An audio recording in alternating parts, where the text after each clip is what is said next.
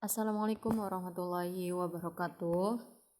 Saya dari kelompok 2 bersama Muji Rahayu Retnusari. Kelompok kami akan menjelaskan tentang analisis dana dan aliran kas. Apa itu analisis dana dan aliran kas? Analisa dana dan aliran kas. Aliran dana atau cash flow yang terjadi di suatu perusahaan merupakan aliran keluar masuknya dana atau kas yang ada di perusahaan yang bersangkutan. Dana yang masuk ke dalam perusahaan merupakan dana yang berasal dari sumber dana perusahaan, baik sumber inter maupun sumber ekstern. Sedangkan dana yang keluar dari perusahaan merupakan penggunaan dana yang digunakan untuk operasi atau kegiatan perusahaan. Aliran dana yang terjadi di perusahaan bersifat kontinu dan tidak kontinu. Aliran dana yang bersifat kontinu biasanya terjadi untuk kegiatan atau operasi perusahaan sehari-hari, misalnya penjualan produk utama perusahaan, pembayaran upah, pembelian bahan baku, dan sebagainya. Sedangkan aliran dana yang tidak kontinu biasanya untuk kegiatan yang terjadi secara insidentil, seperti memperoleh pendapatan bunga, pembayaran hutang, penerimaan hutang, penjualan aktiva tetap, dan sebagainya. Aliran dana masuk atau sumber dana dan aliran dana keluar atau penggunaan dana di perusahaan dapat dibedakan dalam dua pengertian, yaitu dana dalam pengertian kas dan dana dalam pengertian modal kerja.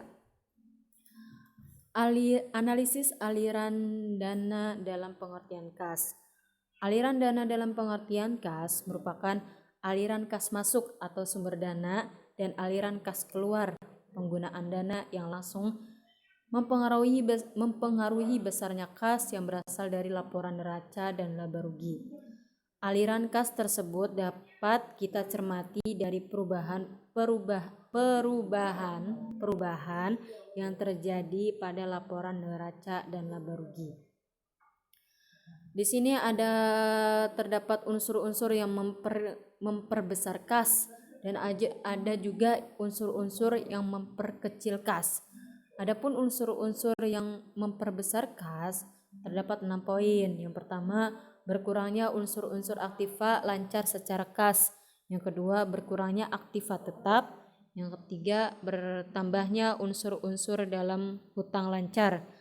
Selanjutnya, bertambahnya hutang jangka panjang. Yang kelima, bertambahnya modal sendiri. Yang keenam, bertambahnya keuntungan. Itu pembahasan dari saya. Selanjutnya akan dibahas oleh Mbak Ayu Retnosari.